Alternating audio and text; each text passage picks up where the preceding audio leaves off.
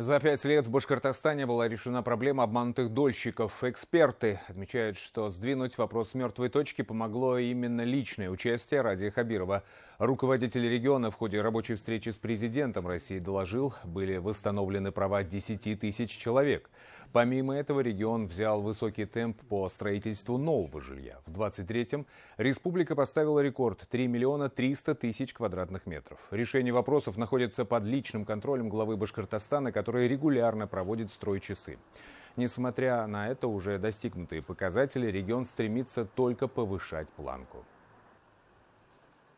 Неплохо у нас жилищное строительство. Все эти годы жилищное строительство растет. Ростом идет, Владимир Ильич. Мы к 30 году по вашему поручению должны строить 4 миллиона квадратных метров, но мы уже подошли 3300, поэтому это мы достигнем. И, конечно, и меры поддержки, и ипотека, и все. Но самое главное, Владимир Ильич, хотел поблагодарить задольщиков.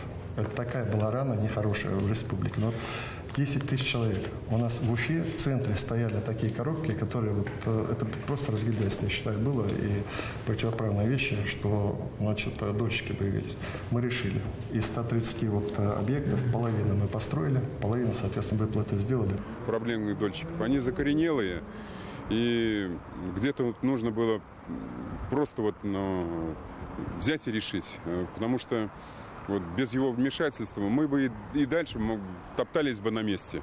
Люди, которые получили либо компенсации, либо квадратные метры, очень давно это ждали. Нам тоже Радий Фаридович доверил одну из площадок, которую мы благополучно освоили. И мы даже раньше времени отдали квадратные метры. Люди, конечно, были безумно счастливы. Сегодня мы понимаем, что 3 миллиона 300 уже нормальная цифра для Республики Башкортостан, огромным потенциалом. Я хочу сказать, что я думаю, что в этом году мы уже приблизимся к 3 миллионам 500 тысячам. На заре моей деятельности мы в республике сдавали 2 миллиона квадратных метров. Судите сами, к 30 году в 2 раза больше, чем в начале 90-х годов. Высокие цифры не только в строительстве жилья, но и учреждения образования. За последние 5 лет построены 44 школы и 65 детских садов. Ежегодно колледжи Башкортостана получают поддержку по $500 миллиарда рублей. Особое внимание глава республики уделяет развитию науки. Эта тема стала тоже одной из главных во время беседы Радия Хабирова с президентом страны. В этом году регион увеличил количество и размер грантов для молодых ученых. Наиболее масштабный проект – возведение межвузовского студенческого кампуса, первая очередь которого была сдана в прошлом году. В IQ-парке есть все необходимое оборудование, а студенты и молодые ученые уже работают над различными проектами, чтобы двигать науку вперед. Владимир Владимирович, я уже докладывал вам, что мы кампус строим. В первую очередь мы его завершили. Неплохой кампус получился. В первую очередь уже начали активно работать. 3 вуза, которые там. Приступаем в ближайшее время строить уже большой объект. Это 7 башен таких будет. Это такой. Мы старались и архитектуру, чтобы было интересно. Поэтому в этой части все те меры поддержки, которые есть, Владимир Ильич, я помню первый вопрос, когда с вами встречался еще в 2019 году, я как раз просил поддержки в части именно университетов, мы реализовали.